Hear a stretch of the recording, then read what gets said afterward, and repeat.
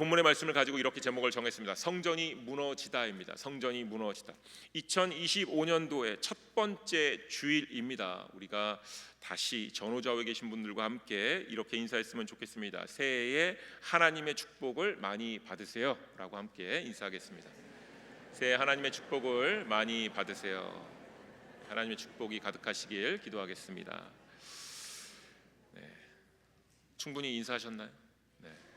제가 본 교회에 부임하고 나서 가장 많이 이야기한 것이 이 복이라는 단어입니다. 이 복이라는 단어죠. 우리가 너무 평소에 자주 썼던 단어인데 너무 쉽게 왜곡하고 있었던 단어이기도 합니다.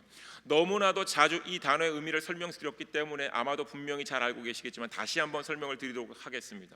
하나님께서 사용하신 이 복이라는 단어의 의미는 무엇이라고요? 무릎을 꿇다입니다. 무릎을 꿇다, 송축하다입니다. 하나님께 무릎 꿇는 것이 복이고 하나님께 송축을 드리는 것이 복입니다. 어떠한 상황에 해결받은 것, 이것은 하나님의 은혜를 입은 경우입니다. 내 삶의 어려운 문제가 해결됐어요. 그러면 하나님께서 지금 나에게 은혜를 베푸십니다. 이렇게 고백할 수 있습니다. 내가 한 일 없고 하나님께서 나의 일을 해결해 주셨다라는 고백입니다. 그래서 우리가 해결할 수 없는 일들, 또는 우리가 해결할 수 있을 것처럼 보이지만 쉽게 해결된 일들, 여러 상황 가운데서 우리가 하나님께 고백할 수 있는 건 이것이 하나님의 은혜입니다 라고 고백하는 겁니다. 다시 말하면요, 이것은 하나님의 복은 아닙니다. 자, 하나님의 복은 어떤 상황을 맞이하고 하나님 앞에 무릎을 꿇었다는 것 자체가 우리에게 복이 됩니다. 만약에요, 여러분, 어떠한 문제가 해결된 것을 하나님의 복이다라고 말을 하게 된다면 불신자들도 복을 받았다라고 말하게 될 것입니다. 더욱이 결국 하나님을 믿지 않아도 하나님은 복을 주신다라고 설명할 수밖에 없게 될 겁니다. 문제 해결이 하나님의 복이다라고 말을 한다면 믿지 않는 자들에게도 하나님은 복 주신다 이렇게 얘기할 것입니다. 자, 하나님께서 아브라함에게 내 이름을 창대하게 하리라, Make your name great 이라는 말씀을 지난 작년에 수요 예배 때 이 말씀의 의미를 설명을 드렸습니다. 우리가 들을 때 이름이 창대케 되는 것, 좋은 것처럼 여겨지지요. 그런데 이 창대하다라는 히브리어 단어가 바로 가달입니다. 가달. 이 가달이라는 단어의 의미는 무엇인가요? 혹시 아시는 분, 기억하시는 분? 꼬다입니다. 씨를 꼬다 이런 의미입니다. 그래서 이 모습이 어떤 의미냐면 실타래가 꼬여가는 모습입니다. 자, 문자적으로 아브라함이 위대해질 것이고 하나님께서 아브라함을 큰 사람이 되게 하실 것이다 라는 의미지만, 하나님께서 이 단어를 아브라함에게 사용하셨을 때는요, 어떤 의미가 있냐면 내가 아브라함아 너를 데리고 다니면서 실타래가 꼬여가는 상황으로 널 인도해 줄 거야, 이런 의미입니다. 그러면서 그 일들을 만날 때마다 너는 결국 내 앞에 무릎을 꿇게 될 거야. 내가 너로 하여금 무릎 꿇는다라는 것이 무엇인지를 가르쳐 줄 거야 라는 이야기입니다. 아브라함으로 하여금 복의 근원이 되게 하시겠다라고 하신 것이 하나님 말씀인데, 그 말씀의 의미는요, 네가 이 세상에서 내 앞에서 무릎 꿇는 사람 가운데 으뜸이 되게 해주시겠다라는 얘기입니다. 모든 일들 가운데 가장 먼저 무릎을 꿇는 사람, 게다가 가장 무릎을 잘 꿇는 사람이 되게 해주겠다라는 의미가 바로 내가 너를 복의 근원이 되게 하겠다라는 의미입니다. 내가 너의 이름을 창대하게 해주겠다, 너를 유명한 사람 되게 해주겠어, 너를 모든 사람들 앞에서 세워주겠어, 이런 의미는 뭐냐면요, 세상 사람들이 너를 볼 때마다 하나님 앞에 무릎 꿇는 사람으로 기억시켜 주겠어 라는 겁니다. 자, 이런 의미를 가지고 있다고 말씀을 드렸고요. 제가 그 뒤에 여러분께 여쭤보았죠. 여러분도 복의 근원이 되고 싶으십니까? 정말로 그러십니까? 여러분 삶의 문제가 꼬일 대로 꼬이는 것을 원하십니까? 왜 줄어지지? 같은 의미라고 제가 말씀드렸는데, 여러분의 이름이 창대하게 되기를 원하십니까? 아멘. 아멘. 여러분의 삶의 문제가 더 어렵고 힘들게 꼬이길 원하십니까? 여기도 아멘 하셔야 돼요. 왜냐하면 그 문제가 꼬이면 꼬일수록 우리가 하나님 앞에 더욱더 무릎을 꿇게 되어서 하나님이 주권자이심을 경험하게 될 것이기 때문에 그때에 우리의 이름이 창대하게 되는 겁니다. 하나님 앞에 무릎을 꿇은 자녀들이라는 이름이 드러나는 겁니다. 이거를 별개의 문제로 생각하시면 안 됩니다. 자, 여러분 잘 생각해 보시죠. 우리가 아브라함을 뭐라고 부르죠? 믿음의 조상입니다. 무엇 때문에 믿음의 조상이 되었는가 하면 바로 이 무릎 꿇는 것 때문에 믿음의 조상이 된 겁니다. 다시 말해서 믿음이란 무엇입니까? 무릎을 꿇는 것입니다. 피스티스 페이도라는 단어, 진리에 의해서 설득당한 상태, 이 상태가 어떤 상태입니까? 무릎 꿇은 상태입니다. 믿음이란 무릎을 꿇는 것입니다. 따라서 여러분이 싫어하셔도 하나님을 믿으신다면, 예수님을 구세주로 믿으신다면, 성령님을 믿으신다면, 성령 충만하기를 원하신다면 여러분도 무릎 꿇는 것을 배우시게 되어 있습니다. 무릎을 꿇는 것이 어떤 의미인지, 어떤 삶인지 분명히 성령님을 통해 인도함을 받게 되시게 될 겁니다. 여러분, 믿는다라는 것은요, 이러한 삶을 피할 수 없습니다. 무릎을 꿇기 싫으면 믿지 않는 사람으로 바뀌어갑니다. 무릎을 꿇기 시작하면 그때부터 하나님을 더 깊이 만나는 믿음의 사람으로 바뀌어갑니다.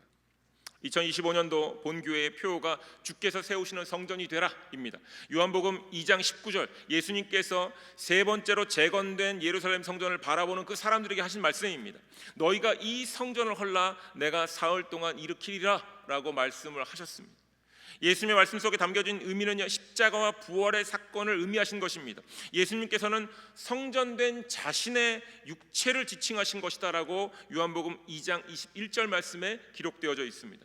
눈에 보이는 성전이 아니라 성전이 되신, 친히 성전이 되어주시는 예수님을 믿고 모시고 따르라라는 의미가 담겨 있는 겁니다.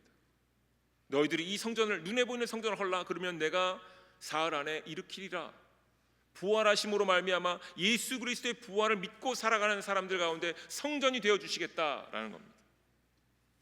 그런데 우리는 여러분, 질문해 보아야 됩니다. 하나님께서 다윗과 성전을 건축해 하시겠다라고 약속을 하셨고요, 이 약속이 솔로몬을 통해서 완성이 되었습니다. 하나님께서 하나님의 약속을 이루어 주셨다라는 것이 바로 이 성전이고요, 이것이 상징입니다. 그 성전을 바라보면서 이스라엘 백성들은 하나님께서 다윗과 우리와 맺은 약속이 증거되었지라고 기억하는 겁니다. 그런 상징성이 있는 것이 바로 성전입니다. 그런데 이 성전이 무너져 내립니다. 더욱이 예루살렘 성전이 무너지고 재건되고 다시 무너지고 다시 재건되고 다시 또 무너집니다. 3번 세워지고 3번 무너집니다.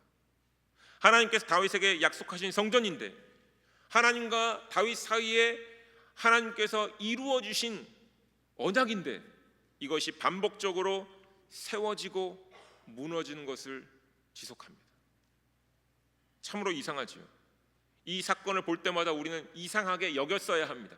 왜냐하면 예수님께서는 예수님의 육체를 성전으로 지칭하셨기 때문입니다. 분명히 이것은 하나님과 다윗과 이스라엘 백성들의 언약인데, 예수님께서는 그 성전을 헐라 하시며 다시 내가 세우겠다 말씀하시면서 당신의 육체를 지칭하셨습니다. 그런데 여전히 이스라엘 민족들은 성전 재건의 목표를 갖고 있습니다. 그렇지요. 그런데 분명한 것은 예수님께서 그런 이스라엘 백성들 앞에서 성전을 당신의 육체로 지칭하셨습니다. 부활의 사건을 지칭하셨습니다. 하나님 보시기에 정말로 성전이 진정으로 필요했다면 지어지고 무너지는 것은 지속돼야 됩니다. 지금까지도 마찬가지입니다. 그런데 예수님께서 당신을 성전이라고 지칭하시면서 그 뒤에 성전이 무너지기 바로 직전 이 얘기를 하시고는 그 뒤에 성전은 무너졌고 아직까지 세워지진 않고 있습니다. 자, 여러분 기억하셔야 됩니다. 예수님께서 친히 하신 말씀입니다. 너희가 이 성전을 헐라입니다. 내가 헐어주겠다가 아닙니다. 너희가 이 성전을 헐라입니다. 성전이 하나님께서 다윗과 맺으신 언약의 상징인데, 하나님께서 이 성전을 바벨론의 느부갓네살 왕에게 넘기십니다. 또 바벨론이 페르시아에게 정복을 당하고요, 이후에 마케도니아에 의해서 페르시아가 멸망할 때 성전이 다시 넘겨집니다. 이러한 인간의 역사 가운데 세 번째로 성전이 무너지기 전에 예수님께서 하신 말씀이 바로 요한복음 2장 19절, 본교회의 2025년도 표어입니다. 너희가 이 성전을 헐라 내가 사흘 동안 일으키리라. 자, 여러분 이 말씀을 곱씹어 보아야 됩니다. 예수님의 말씀을 통해서 우리는 지금 무릎을 꿇어야 됩니다. 하나님 이 말씀의 의미를 알려주세요라고 기도해야 됩니다. 그리고 질문해 보아야 됩니다. 하나님께서는 왜 이 성전을 3번씩이나 이렇게 무너지게 하셨는가 하는 겁니다. 그리고 왜 예수님을 이 땅에 보내셔서 예수님 몸을 성전이라고 우리에게 알리셨는가 하는 것을 질문해 보아야 합니다. 예수님이 구세주이심을 믿고 따르는 사람들, 즉 십자가의 사건과 부활의 사건을 믿는 사람들은 예수님의 살과 피를 받은 사람들로서 성전이 되는 사람들입니다. 고린도 3장 16절이 이것을 확증합니다. 한번 보시죠. 사도 바울의 선포입니다. 너희는 너희가 하나님의 성전인 것과 하나님의 성령이 너희 안에 계시는 것을 알지 못하느냐. 자, 그래서 우리가 이제 예수 그리스도의 살과 피를 받은 사람들, 예수 그리스도를 구세주로 믿고 따르는 사람들은 예수님을 믿고 의지하며 모시고 있기 때문에 우리 자체가 성전이 되는 겁니다. 자, 여기 계신 모든 분들이 성전이 되시는 겁니다. 즉 성전의 의미, 참된 의미가 무엇이었습니까? 여호와 하나님께서 당신의 이름을 두시기로 한 그곳입니다. 예수님을 통해 하나님의 뜻이 온전히 이루어졌기 때문에 예수님을 온전히 붙잡고 의지하고 믿고 있는 우리들이 바로 여호와 하나님의 이름을 두기로 한 그곳이 되니까 우리가 성전이 되는 겁니다. 그런데 이러한 성전의 의미를 깨닫는 과정, 시간의 역사 속을 살펴보았더니 눈에 보이는 성전, 사람들의 관심을 끄는 성전은 무너지게 하셨다라는 겁니다. 예수님께서 이 땅에 오신 이유를 우리가 구원이다 이렇게 얘기하죠. 우리의 죄를 사함받아 우리를 영원한 생명으로 인도하시는 것이 예수님께서 이 땅에 오신 이유다라고 얘기하죠. 그런데 이것을 오늘 이 내용과 함께 연결해서 보면 예수님께서 이 땅에 오신 이유는 우리들로 하여금, 믿는 이들로 하여금 참된 성전이 되게 하시고자 이 땅에 오셨다라는 겁니다. 구원받는 것, 영원한 생명 받는 것은 참된 성전의 역할이기 때문에 이것을 조금 다르게 얘기해 보면 예수님께서 이 땅에 오신 이유는 우리를 참된 성전이 되게 하시고자 이 땅에 오셨다라고 설명이 가능하죠. 이 성경 역사를 보니까요, 참된 성전이 되어가는 과정 가운데 이 역사의 시간 흐름 속에서 하나님의 뜻은 무엇인가 하면 눈에 보이는 성전은 반드시 무너져야 한다라는 겁니다. 눈에 보이는 성전은 반드시 무너져야 한다라는 것입니다. 현재 이스라엘 민족들은 성전의 재건을 붙잡고 있지요. 여전히 성전이 재건이 될 걸 꿈꾸고 있습니다. 그래서 그들은 예수님의 오심을 알 수 없었고 이해할 수 없었고 예수님을 모시는 성전으로 살아가지 못하고 있음을 우리는 현재형으로 보고 있는 겁니다. 본 교회의 2024년도 교회 표가 무엇인지 기억하실 겁니다. 며칠 지나서 잊어버리실 수 있었겠지만 온 세대가 하나 되어 새롭게 도전하는 교회였습니다. 자, 누군가는 본 교회에 도전이 있었는가라고 질문하시는 분이 있을 수도 있겠습니다. 또 어떤 누군가는 본 교회에 도전이 너무나도 많지 않았는가라고 말씀하신 분들도 있었을 겁니다. 왜냐하면 담임 목사 한 명이 바뀌는 것이 교회의 차원으로 보면 매우 큰 도전이기도 하고 사실 도전이 아니다라고 여길 수도 있기 때문에 그렇습니다. 하지만 제가 지난 한 해 동안에 계속 복에 대한 의미를 강조했잖아요. 복 그러면 어떻게 생각하셨습니까? 물질의 복, 건강의 복, 사업이 잘 되는 복, 내 자녀가 잘 되는 복, 뭔가 잘 되는 것, 나아지는 것, 좋아지는 것, 이렇게 많이들 생각하고 그런 것들을 많이 기도했는데 한 해 동안에 제가 계속 복에 대한 의미를 강조하면서 복은 무릎 꿇는 것입니다. 잘 되는 것이 복은 아닙니다. 정확하게 연결되지 않습니다. 이것들 계속 얘기했기 때문에 뭐야 목사님 왜 그러지? 왜 이렇게 불편하게 하실 수도 있어요. 그래서 이것만으로도 많은 고민이 되셨고 도전이 되셨을 수도 있습니다. 자, 그리고 2025년이 됐습니다. 새해를 맞으면서 온 세대가 하나 되어라는 표를 뺐습니다. 그리고는 주께서 세우시는 성전이 되라라고 심플하게 정했습니다. 그리고 첫 주부터 사실 오늘부터 신나고 즐겁고 행복한 메시지를 막 던져야 되는 이 상황에 그렇죠. 첫 번째 주니까 더 무겁고 힘든 메시지를 준비해서 전하고 있습니다. 개인적으로는 참 송구한 일일 수도 있겠지만 하나님께서 허락하신 일이기 때문에 이 일을 행합니다. 이번 주 본문 말씀의 제목은 여러분 뭐죠? 성전이 무너지다. 주보를 여시면 다음 주 본문 말씀의 제목이 있습니다. 네, 다시 무너질 성전입니다. 네, 오늘 무너뜨리고 다음 주에 세우자가 아니고요. 다시 무너질 성전입니다. 자, 세 번째 주는 여기 없지만 제가 미리 말씀드릴게요. 돌 하나도 남지 않으리라. 갈수록 무거워져서 혹시라도 나 다음 주부터는 어느 예배를 들어가야 되나, 아이들 예배를 들어가야 되나 고민하실 수 있겠지만 여러분 이 예배 오셔서 다 들으셔야 됩니다. 네. 그리고 마지막 주는 안 가르쳐 드립니다. 네. 나중에 나 직접 마지막 주에 들으시면 되겠습니다. 3주쯤 되면 제목이 나올 테니까 아시겠지만 너무 무거운 주제이죠. 그런데 여러분 잊지 마셔야 됩니다. 하나님께서 예루살렘 성전 무엇입니까? 당신의 이름을 친히 두시기로 약속하셨던 그곳을 이방인이라 불리는 느부갓네살 왕에게 넘겨버리십니다. 그리고 그 후에 마케도니아에게 넘겨버리시고 로마에게 넘겨버리십니다. 3번을 성전을 무너지게 두십니다. 그 가운데 예수님을 통해서 거룩한 성전이신 예수님을 우리 가운데 세우셨습니다. 그리고 그 예수님을 통해서 우리를 거룩한 성전이다라고 부르시기 시작하십니다. 따라서 반드시 눈에 보이는 성전들, 사람들의 관심을 끄는 성전들은 무너져야 합니다. 우리 손으로 만들었던 그 성전들은 무너져야 됩니다. 그래야 거룩한 예수님의 성전이 우리 안에 세워지는 겁니다. 다시 설명을 드리겠습니다. 우리 안에 예수 그리스도라는 참된 성전이 제대로 세워져서 우리가 주 안에서 거룩한 성전이 되려면 적어도 3번 이상 여러분들은 무너지셔야 됩니다. 적어도 3번 이상. 한 분만 아멘 하셨습니다. 쉽지 않은 얘기입니다. 그런데 이 성전이 이렇게도 중요함에도 불구하고 하나님께서 무너지는 걸 허락하셨다면 하나님께서 진짜 세우고자 하시는 성전이 따로 있었다라는 것이지.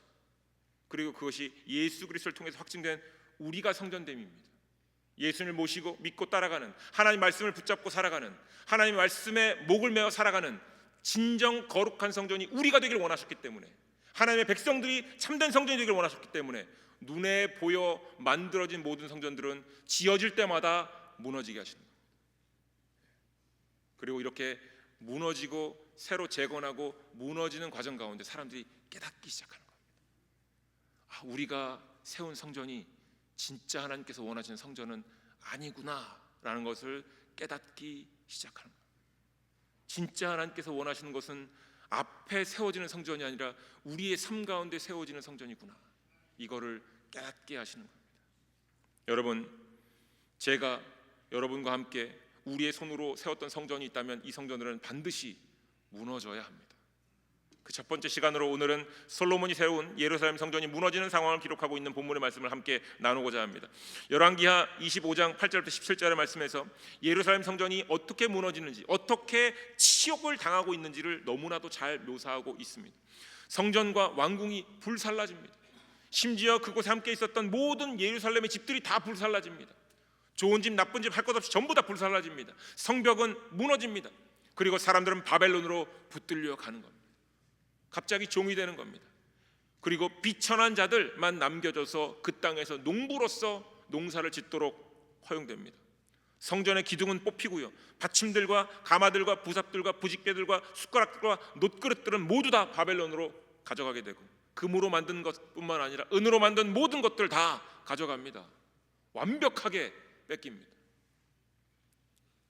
역대하 36장의 말씀을 보았더니 남유다의 마지막 왕이 우리가 잘 알고 있는 시드기야 왕인데, 그 시드기야가 여호와 보시기에 악을 행하고 선지자 예레미야가 여호와의 말씀을 전했음에도 불구하고 그 앞에서 겸손하지 않았다라는 본문의 말씀이 기록되어 있습니다. 그러니까 시드기야 왕은 당연히 죽어 마땅하고 당연히 망해야 하는 나라임이 분명합니다, 남유다가. 그런데 이것이 시드기야 왕 한 사람의 문제, 그들의 신화의 문제라고만 볼 수 있겠습니까? 왜냐하면 예루살렘 성은 하나님의 약속으로 세워진 성전이기 때문에 그렇습니다. 여호와 이름을 두시기로 약속한 장소인데, 이러한 성전이 무너진다라는 것은 하나님의 약속이 무너진다라는 의미를 내포하고 있기 때문에 그저 한 사람, 어떤 한 특정한 그룹 때문에 이렇게 된다라는 것은 있을 수 없지요. 정확하게 보면 하나님께서 약속을 무너뜨리신 것이 아니라 사실 사람들이 하나님과의 약속을 무너지게 만들어 놓았다라는 겁니다. 시드기야가 나라를 잘못 다스려서 그렇다고 볼 수도 있겠지요. 하지만 성전이 무너진 것은 그 이전부터 여호와의 성전이 사람들에 의해서 더럽혀지고 있었다라는 겁니다. 하나님의 이름을 두시기로 한 그곳이 더럽혀졌다라는 겁니다. 다시 말하면 하나님의 이름이 더럽혀졌다라는 겁니다. 그래서 예수님께서도 마태복음 21장에서 성전 정화 작업을 직접 하시는 겁니다. 우리가 잘 아는 남유다의 13대 왕이 있습니다. 이름은 히스기야.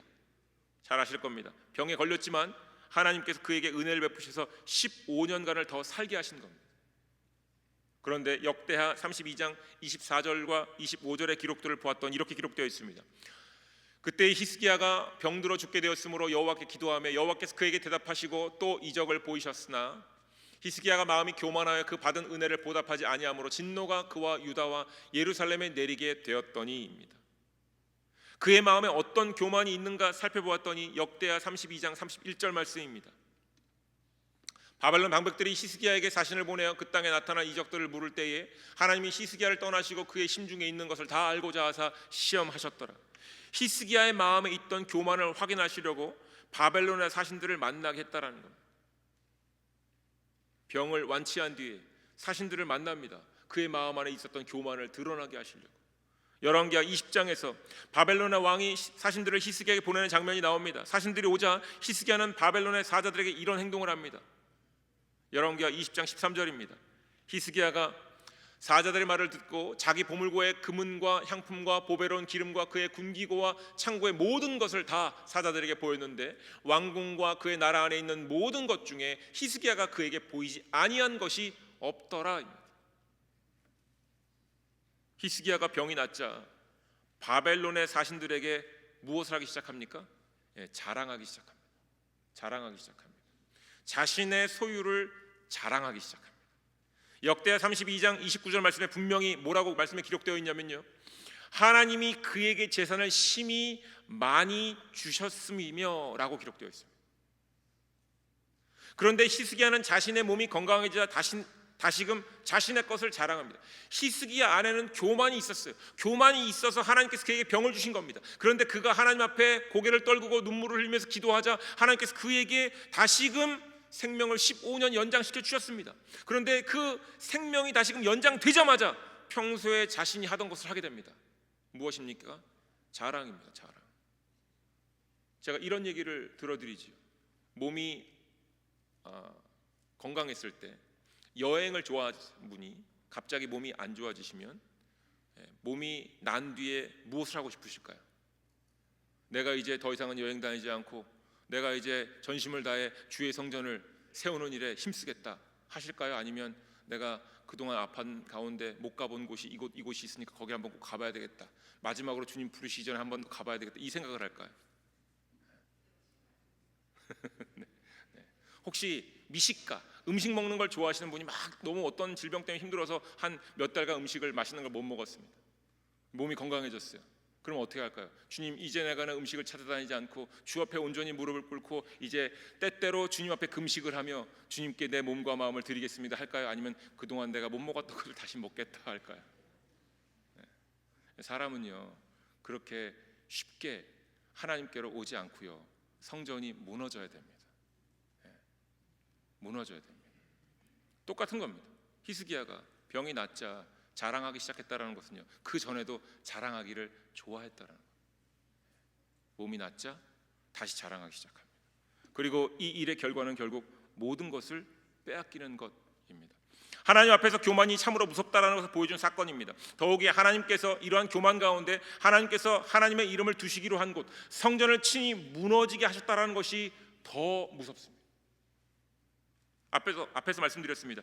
이는 히스기야만의 문제가 아니었다라는 겁니다. 유다의 왕들 가운데 정직하다고 일컬어는 왕들도 많이 있었습니다. 왕들의 정직하고 교만 정도를 이야기하려고 이야기하는 것이 아닙니다. 이스라엘의 모든 백성들 사이에서 가장 문제가 됐던 것, 왕들 몇 명뿐만 아니라 이스라엘 전체에 지금 가장 큰 문제가 됐던 것이 무엇인가 하면요, 여호와 하나님의 이름을 두시기로 한 곳 그 성전과 그 성, 하나님께서 친히 무너뜨리실 수밖에 없었던 가장 큰 문제는 뭐냐면 백성들 안에 청지기 정신이 없었다라는 거예요. 이스라엘 백성들이 왕을 세워달라고 하죠. 하나님, 우리도 사무엘 선지자 우리도 왕이 있으면 좋겠습니다. 왕을 세워주세요. 이렇게 요청하잖아요. 단순하게 그냥 우리 눈에 보이는 한 사람을 세워주세요, 우리들의 리더를 세워주세요 정도가 얘기가 아니라는 겁니다. 이 왕을 세워달라는 의미는 무슨 의미냐면요, 하나님이 왕 되심을 버린다는 의미죠.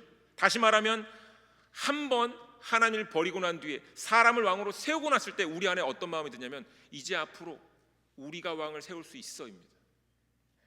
하나님 이번만 왕을 세워주세요가 아니라 이번 다음부터 계속 우리가 이제 왕을 세울 것이니까 하나님 이제부터 왕을 세우는 권한은 우리에게 있습니다. 하나님, 우리는 더 이상 청지기가 아니고요, 하나님의 종이 되고 싶지도 않고요, 하나님의 창조물로서 남고 싶은 마음이 없습니다. 이런 모든 것들이 포함되어 있는 행동입니다. 그래서 그들이 고백할 때 우리가 수많은 죄들 가운데 왕을 세워달라는 악을 더하였습니다라고 고백하는 겁니다. 본 교회에서 직분자 교육 때 강조하는 부분이 있습니다. 신천 집사 교육 때, 그리고 신천 권사 교육 때 강조하는 부분이 바로 이 부분입니다. 청지기 정신입니다. 청지기 정신. stewardship, 우리는 하나님의 청지기입니다라는 거죠. 이 청지기 정신이란 기본적으로 네 가지를 기억하셔야 되는데, 첫 번째는요, 하나님의 위탁권을 인정하는 겁니다. 하나님께서 우리에게 맡기셨다, 이것은 하나님의 것이다, 이것을 고백하는 겁니다. 마태복음 25장 14절의 말씀이 바로 그것의 근본이 됩니다. 또 어떤 사람이 타국에 갈 때 그 종들을 불러 자기 소유를 맡김과 같으니 무엇이든지 우리가 받은 것은 하나님께로부터 위탁받은 것임을 잊지 말라. 하나님의 위탁권입니다. 두 번째는요, 하나님의 회수권을 인정하는 겁니다. 욥기 1장 21절이죠. 이르되 내가 모태에서 알몸으로 나왔사온즉 또한 알몸이 그리로 돌아갈지라. 주신 이도 여호와시요 거두시는 이도 여호와시니 여호와의 이름이 찬송을 받으실지이다 하고. 자, 이 말씀, 하나님께서 회수해갈 권한도 하나님께 있다라는 겁니다. 하나님께서 거두어 가실 때 우리한테 묻지도 따지지도 않고 거두어 가시는 겁니다. 제가 이 신천 집사 교육할 때도 항상 말씀을 드리는 거지만, 예전에 유기성 목사님이 제자 훈련할 때 이렇게 하셨다고 그래요. 자, 권사님들, 장로님들, 자, 우리가 제자 훈련하는데 테이블 위에 여러분의 지갑을 다 꺼내 놓으십시오. 그러면 이제 서서히 눈동자가 흔들리기 시작하면서 목사님이 물어보시는 겁니다. 여러분, 그 지갑 안에 있는 것이 누구의 것입니까? 그럼 그때부터 그냥 손이 부들부들 떨리고, 그때 교회가 어려웠을 때였대요. 그러니까 여러분 지갑 안에 있는 걸 다 주님께 드리십시오. 주님 것이라고 여기시면 다 주님께 드리십시오. 이렇게 얘기할까 봐 떨리셨대요. 근데 유기성 목사님이 하셨던 얘기는 뭐냐면, 하나님이 정말로 필요하셔서 거두어 가시려고 마음을 드시면 하나님 안 돼요! 라고 하면서 우리가 붙잡아도 하나님 다 갖고 가십니다. 하나님 절대 이것만은 안 돼요. 하나님이 필요하시면, 주신 이도 하나님이시고 거두시는 이도 하나님이시니까 우리가 아무리 안 돼요, 안 돼요, 절대 안 돼요, 이것만은 안 돼요 해도 하나님은 갖고 가십니다. 그러니까 우리가 하나님의 위탁권과 하나님의 회수권을 인정해야 된다는 거예요. 이게 청지기 정신입니다. 자, 세 번째는요, 하나님의 사용권을 인정해야 되는 겁니다. 하나님께서 가져와라, 내가 필요하다 그럴 때 주여 이것을 하나님 뜻에 맞춰서 사용합니다, 이런 마음이지요. 그래서 모세가 성막을 지을 때나 다윗이 성전을 건축할 때 사람들이 기쁨으로, 즐거움으로, 자원하는 마음으로 가지고 나오죠. 하나님께서 우리에게 맡기셨으니까 하나님께서 사용하실 때 우리가 내어놓을 수 있어야 된다는 거예요. 마지막 네 번째가 너무 중요한데, 하나님께서 평가를 하는 권한이 있으시다라는 겁니다. 마태복음 25장 19절 말씀입니다. 오랜 후에 그 종들이 주인이 돌아와 그들과 결산할 때입니다. 하나님은 결산할 수 있는 권한이 있으시다라는 겁니다. 반드시 하나님께서는 무엇이든지 주신 것에 대해서 결산을 하신다라는 겁니다. 우리의 삶에 힘듦을 허락하셨다면 그것을 감당한 이에게 결산하십니다. 우리에게 삶에 좋은 것, 남들이 보기에 좋은 걸 주셨다면 그것을 놓고 나중에 결산하십니다. 어떻게 사용했는지, 어떻게 무릎을 꿇었는지, 어떻게 주님 앞에 고백했는지. 우리가 볼 때는 좋은 것, 나쁜 것 가운데 좋은 것만 원하지만 하나님께서는 나쁜 것을 허락하셨을 때에도 결산을 하시고요, 좋은 것을 허락하셨을 때에도 결산하십니다. 아까 말씀드렸어요. 우리가 받았을 때 좋은 것은 복이 아니라 은혜입니다. 복은 무릎을 꿇는 것 자체입니다. 그런데 이것을 히스기야나 시드기야나 유대의 왕들과 백성들이 잊어버렸다는 거예요. 그래서 하나님께서 성전과 성을 무너뜨리십니다. 그런데 잊지 마셔야 할 것은요, 성전과 성이 무너졌다고 해서 하나님의 언약이 소멸되거나 없어진 것은 아닙니다. 사무엘하 7장 14절과 15절에 하나님께서 분명히 이렇게 약속하셨습니다. 나는 그에게 아버지가 되고 그는 내게 아들이 되리니 그가 만일 죄를 범하면 내가 사람의 매와 인생의 채찍으로 징계하려니와 내가 내 앞에서 물러가게 한 사울에게서 내 은총을 빼앗은 것처럼 그에게서 빼앗지는 아니하리라. 아멘. 솔로몬뿐만 아니라 다윗의 모든 후손들에게 포함되는 언약이자 우리에게도 포함되는 언약입니다. 사람의 매와 인생의 채찍으로 다스려 때로 힘들 수도 있겠지만 하나님은 은총을 걷어가시진 않겠다라는 겁니다. 너희들이 그 시간 안에 무릎을 꿇고 하나님 앞에 다시금 하나님의 주권을 인정하고 우리가 청지기임을 고백하면, 그러면 하나님께서 회복시키시겠다라는 겁니다. 하나님께서는 성전을 무너지게 하셨지만 하나님의 은혜는 절대로 거두어 가시지 않으셨습니다. 그리고는 기회를 주십니다. 무엇을 회복할 기회입니까? 하나님의 언약을 붙잡고 살아갈 수 있는 기회를 주시는 겁니다. 포로기의 삶 속에서 이스라엘 백성들은 하나님의 은총 가운데 다시금 청지기의 삶을 회복하도록 인도함을 받았습니다. 우리가 잘 기억하셔야 됩니다. 이 상황이 우리에게 너무나 중요합니다. 눈에 보이지 않았던 하나님 앞에서 하나님의 것을 자신의 것인 양 그동안 사용했었다면 이제 하나님께서 그들의 삶의 형편을 철저하게 종으로서 살게 하시는 겁니다. 세상의 종이 아니었음에도 불구하고 세상의 종의 자리로 보내시는 겁니다. 그러면서 이제는 눈에 보이는 주인들이 생겼지요. 눈에 보이는 권력들이 생겼지요. 바벨론의 왕과 바벨론의 신하들 앞에서 인간의 종으로서 철저하게 내 지금 두 손에 주어진 것이 어디로부터 온 것인가를 고백하게 하시는 겁니다. 믿음이 있는 자들이라면 비록 바벨론의 왕과 신하들을 통해서 내 손에 주어진 것이 그들이 나한테 준 것처럼 보일지라도 이것도 주님께서 주신 것입니다 라는 것을 고백하는 삶으로 인도하시는 것, 이게 하나님의 방법입니다. 그들은 매 순간 물었어야 됐습니다. 이것이 바벨론의 것인가, 아니면 바벨론의 손을 빌어서 나에게 주신 하나님의 것인가. 다시 시작하는 겁니다. 주어진 모든 것을 청지기로서 사용하는 훈련을 다시 받는 겁니다. 70년 바벨론 포로기의 생활은 바로 이것입니다. 청지기의 삶을 회복하는 것. 사랑하는 교회 여러분, 본 교회를 거룩하게 하시려는 하나님의 마음을 온전히 받으시길 주님의 이름으로 축원드립니다. 눈에 보이는 성전, 사람들의 관심이 담긴 성전, 이것은요 건물일 수도 있고요, 사람일 수도 있고요, 교회의 프로그램일 수도 있습니다. 분명한 것은 이러한 것들은 다 무너져야 합니다. 하나님, 예수님, 성령님만 드러나고 고백되어져야 합니다. 그렇지 않으면 만약에 나에게 주어진 것, 나에게 주어진 관계, 나에게 주어진 일과 나에게 주어진 기회 등등이 하나님이 주인이시고 우리가 청지기임을 잊은 채로 사용될 때 하나님은 분명히 무너뜨리실 겁니다. 우리가 성전으로 세워지길 너무나도 간절히 원하시기 때문에 우리가 직접 만들어가고 있는 세상적인 성전들, 하나님의 성전이 아닌 세상적인 성전들이 될 때는 그것이 가정이든 직장이든 사업장이든 하나님은 무너뜨리십니다. 그런데 중요한 것은요, 버리지 않으십니다. 그 모든 과정을 통해서 우리를 거룩한 성전으로 인도하시는 겁니다. 예루살렘 성전이 무너지듯이 우리의 성전을 사람의 매와 인생의 채찍으로 무너뜨려 주십니다. 그러면서 말씀하시는 겁니다. 이제 너희가 거룩한 성전이 되라 라고 말씀하시는 겁니다. 사랑하는 교회 여러분, 믿음으로 고백하시길 주님의 이름으로 축원드립니다. 우리는 하나님의 자녀들이자 백성들이자 청지기입니다.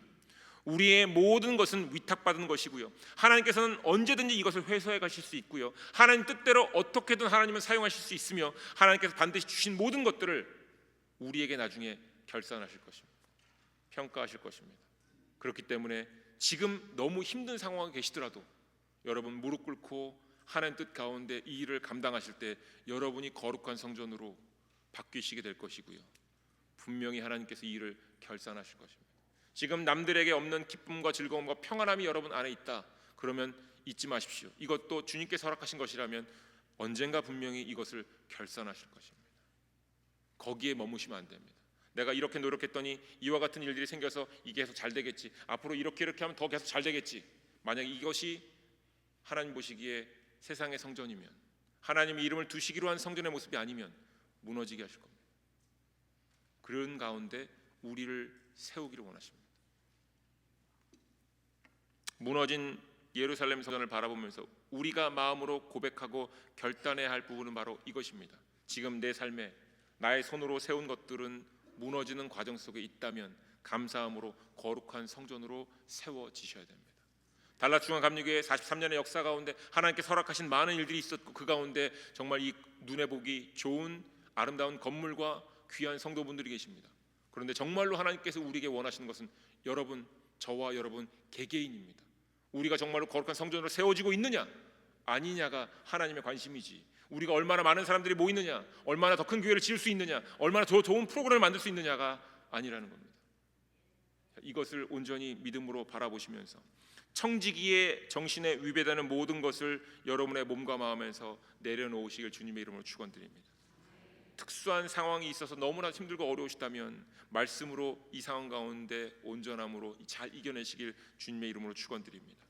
그 가운데 하나님께서 분명히 이번 한 달 동안 우리에게 주신 이 말씀들을 통해서 온전히 성령의 인도함과 성령의 충만함을 통해 청지기 정신을 회복하는 하루, 한 주, 한 달이 되시길 주님의 이름으로 간절히 축원드립니다.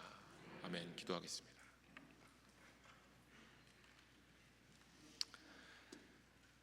네, 우리의 마음에 손을 얹고 우리 가슴에 손을 얹고 혹시 몸이 안 좋으신 분들이 있다면 아픈 곳에 손을 얹고 함께 기도했으면 좋겠습니다. 하나님, 우리를 너무나도 사랑하셔서 하나밖에 없는 독생자 예수 그리스도를 이 땅에 보내주셨고 십자가 위에서 피를 흘리게 사람들의 모멸을 받게 허락하셨습니다. 그 일을 통해 주님께서 이루고자 하시는 일은 많은 하나님의 백성들을 회복시키는 일이었습니다. 창조의 때의 모습으로 돌이키시고자 하나님께서 이 놀라운 일을 행하셨습니다. 가슴 아프고 속상하고 생각하면 생각할수록 원통한 이 일을 우리 가운데 행하셨는데 이 사건이 우리에겐 가장 큰 축복이요 기쁨입니다. 무릎 꿇을 사건입니다. 그래서 우리에게 믿음을 주셨고 이제 우리로 거룩한 성전이 되라 하십니다. 예수 그리스도의 생명을 받은 자들이여 거룩해지라 하십니다. 성전이 되라 하십니다. 하나님, 2025년도 달라중앙 감육의 모든 교인들이 주 안에서 말씀 가운데 성령의 충만함으로 거룩한 성전이 되기를 소망합니다. 그 과정 가운데 지금 우리의 앞에 무너져야 할 성전들이 있다면, 우리가 친히 우리의 손으로 세운 성전들이 있다면 무너지게 하여 주시옵소서. 건물일 수도 있고 사람일 수도 있고 나름 우리의 레퓨테이션, 우리의 명예일 수도 있습니다. 하나님, 내려놓게 하여 주시옵소서.